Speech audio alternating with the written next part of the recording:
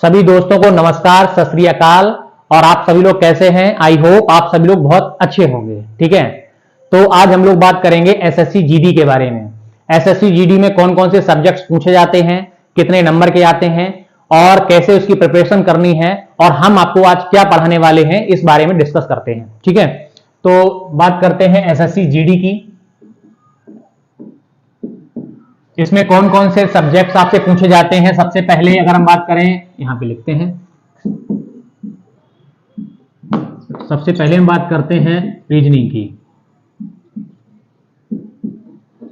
Reasoning आती है आपकी 20 नंबर की। नेक्स्ट बात करते हैं मैथ्स।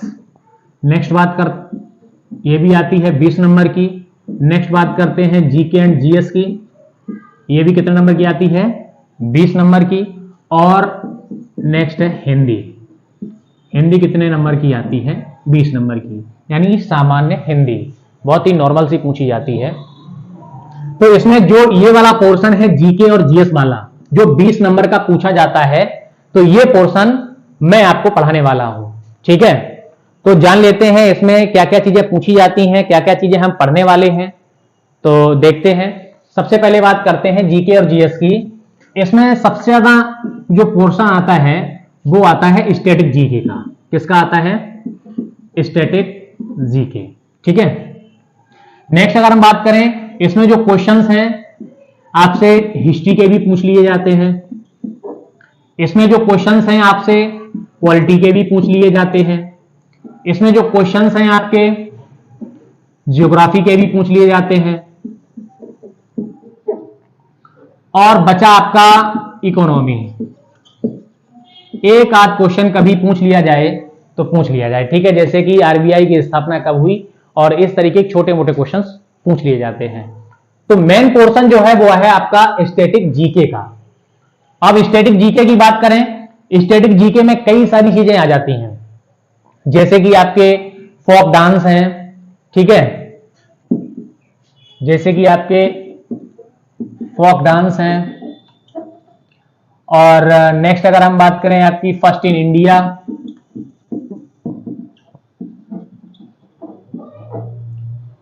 नेक्स्ट अगर हम बात करें आपके नेशनल पार्क।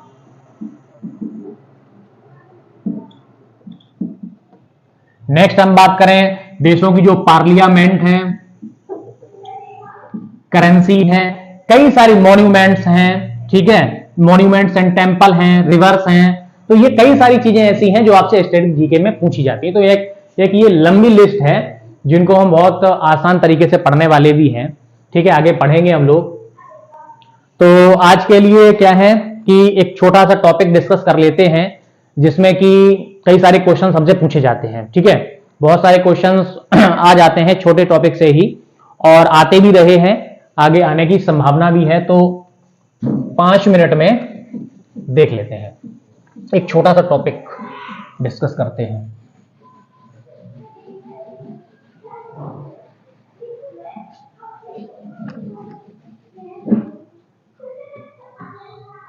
छोटा सा टॉपिक डिस्कस करते हैं हिस्ट्री का। चलो हिस्ट्री ले लेते हैं।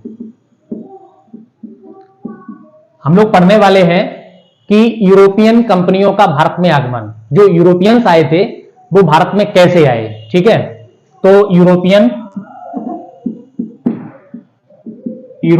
का भारत में आगमन।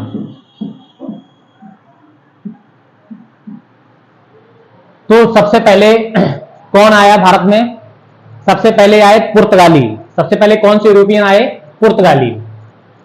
उसके बाद कौन आते हैं? उसके बाद आते हैं डच। और उसके बाद कौन आते हैं? अंग्रेज। और उसके बाद कौन आते हैं? फ्रांसीसी। और सबसे बड़ी बात यह है कि जो पुर्तगाली आए थे, सबसे पहले आए थे और सबसे बाद में गए थे। सबसे पहले आए और सबसे बाद में गए थे। कौन से यूरोपियन? पुर्तगाली।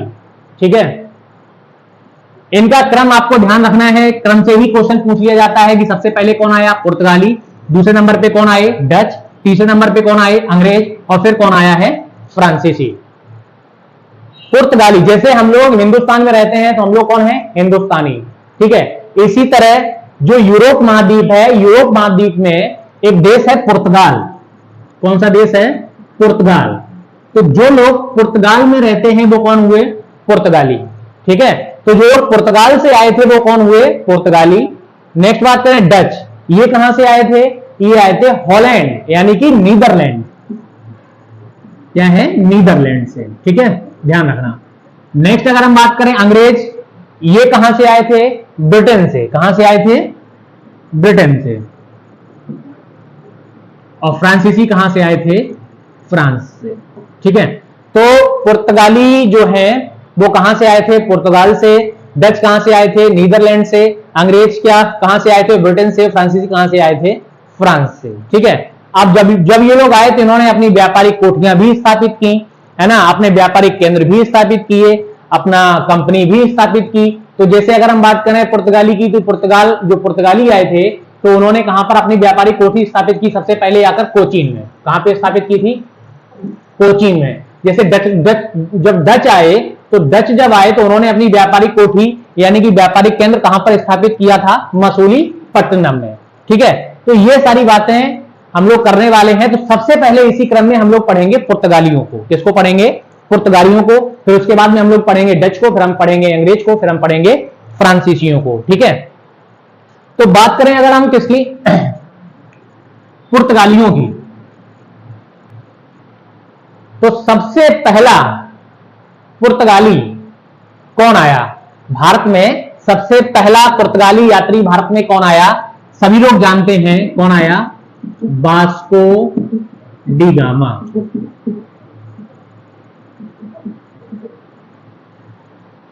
वास्को डी गामा ये कब आया, 17 मई 1498 को। इससे पहले भी एक व्यक्ति आया था, बार्थोलोम्यू डियाज। क्या नाम था, इससे पहले भी एक पुर्तगाली आया था जिसका नाम था बार्थोलोम्यू डियाज, जो कब आया था, 1487 ईस्वी में आया था बार्थोलोम्यू डियाज, 1487 में। लेकिन क्या था कि इसने जब यात्रा शुरू की तो आधे रास्ते से ही वापस लौट गया, भारत पहुंचा ही नहीं था। भारत जाने के लिए निकला तो, लेकिन ये भारत नहीं पहुंचा। ये आपका अगर हम बात करें मैप की तो ये आपका जैसे कि ये अफ्रीका है मान के चलो, तो ये यहां से यूरोप से चला समुद्री रास्ते में, यानी कि इसके किनारे किनारे किनारे किनारे किनारे आया। यहां पर एक जगह है जिसका नाम है केप गुड होप। क्या नाम है, केप गुड होप। और ये केप गुड होप से ही, क्या नाम है, केप गुड होप, और ये केप गुड होप से ही वापस लौट गया कौन, बार्थोलोम्यू डियाज, ठीक है। उसके बाद आते हैं तुम्हारे वास्को डी गामा, जो किस रास्ते से आते हैं, ये भी इसी रास्ते से आते हैं, अफ्रीका के ही रास्ते से, यानी कि अफ्रीका के किनारे किनारे किनारे किनारे यहां तक आते हैं, ठीक है।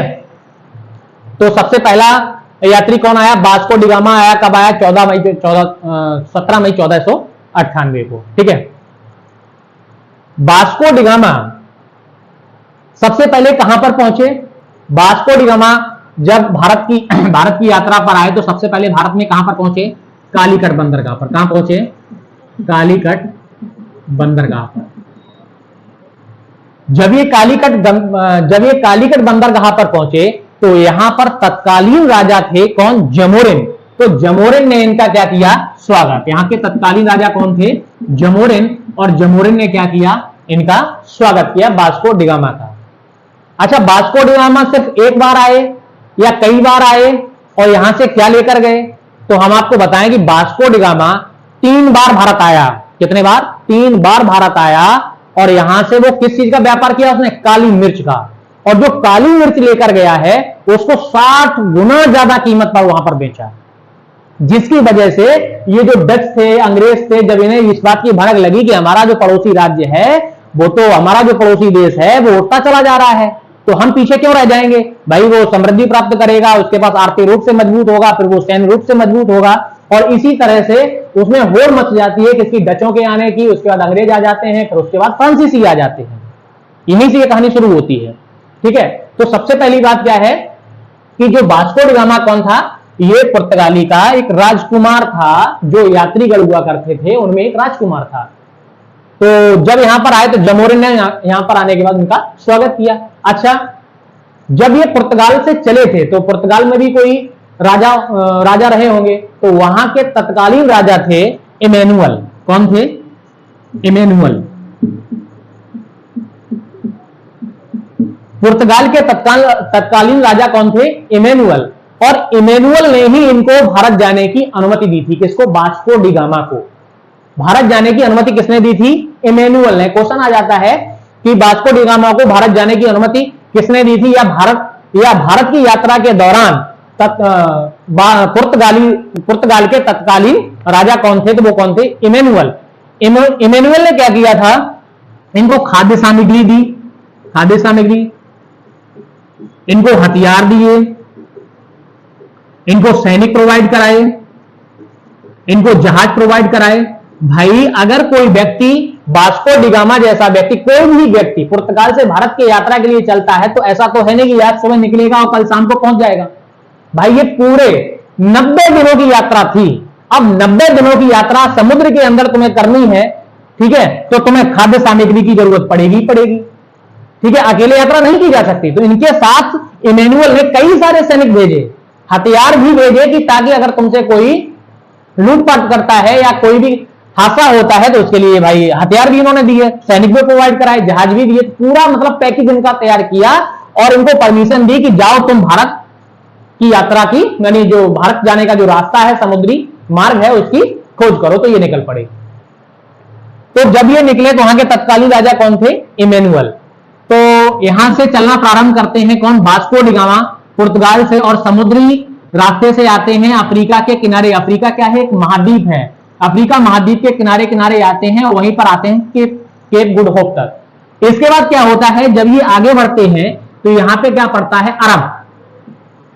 क्या पड़ता है? अरब। और यहां पे है भारत। यहां पर आने के बाद ये रास्ता भटक जाते हैं। कौन? वास्को डी गामा अपनी रास्ता भटक जाते हैं।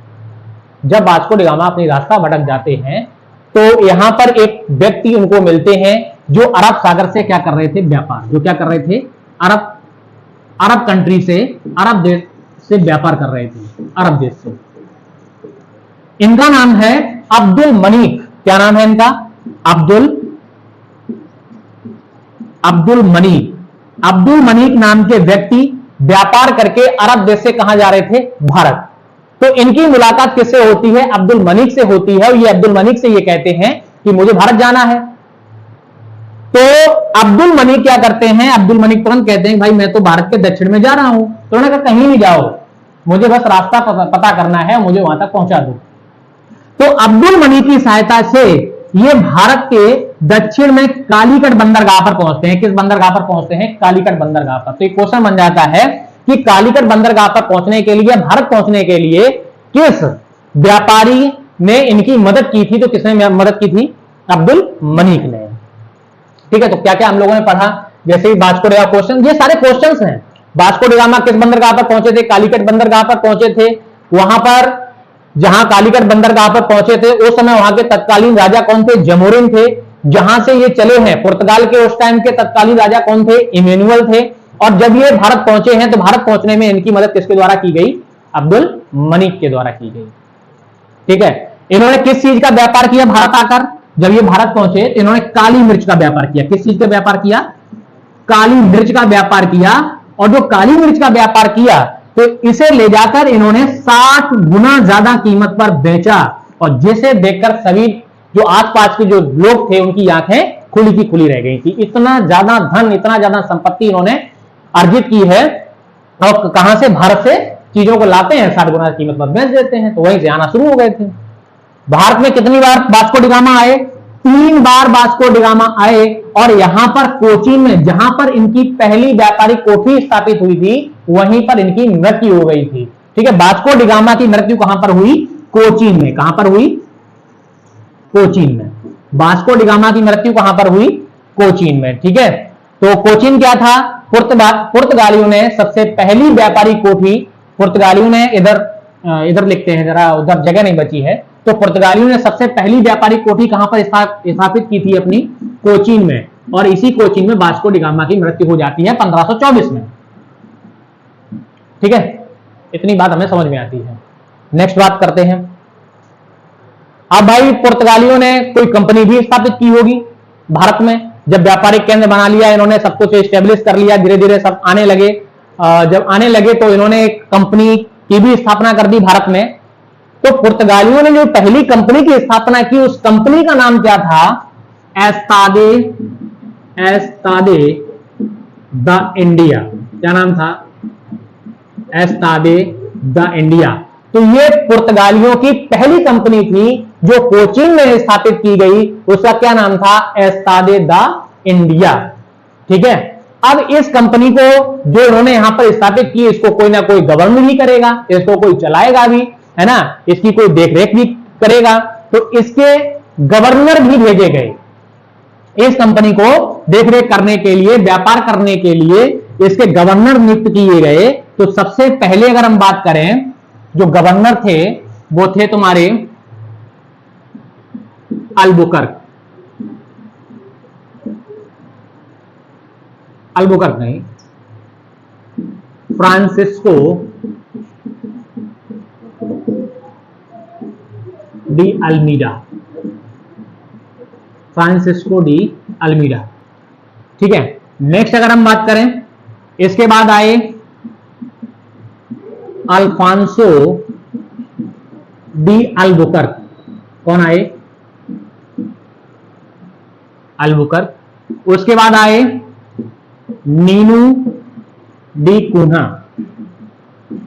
और उसके बाद आते हैं तुम्हारे अल्फांसो डिसूजा। ठीक है, तो जैसे कि ये 1504 में आए और 1509 तक रहे। ये 1509 से 1514 तक रहे। ये 1528 में आए, 1535 तक रहे। ये 1539 में आए और 1542 तक रहे। ठीक है, तो कहने का मतलब है कि जो आपको इतना सब कुछ ध्यान नहीं रखना है, आपको बस इतना ध्यान रखना है कि जो भारत में सबसे पहली पुर्तगाली की जो कंपनी, पुर्तगालियों की जो कंपनी स्थापित हुई, वो कौन सी हुई? Estado da India. और इसके कौन कौन से गवर्नर थे? Francisco de Almeida, Alfonso de Albuquerque, Nuno de Cunha और अल्फांसो डी सूजा। ठीक है, तो इतनी सारी बातें आपको समझ में आ गई होंगी। एक बार रिवाइज कर लेते हैं।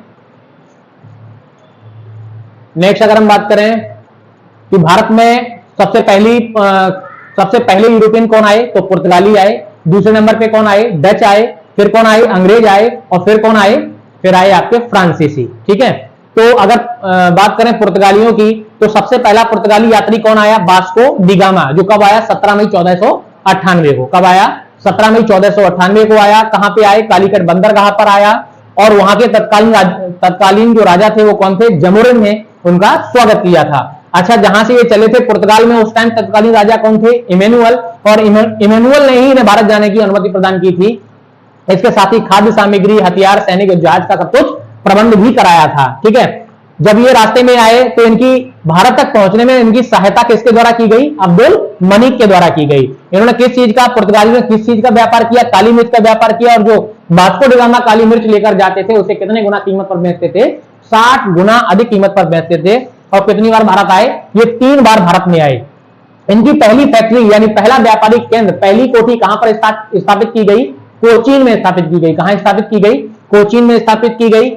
और यहीं पर इनकी मृत्यु हो जाती है वास्को डी गामा की। ठीक है, अच्छा, वास्को डी गामा से भी पहले एक व्यक्ति आए हुए थे, बार्थोलोम्यू डियाज, जो 1487 में आए थे, लेकिन केप गुड होप से ही वापस लौटकर चले गए थे। इन्हें आगे का नक्शा नहीं पता था।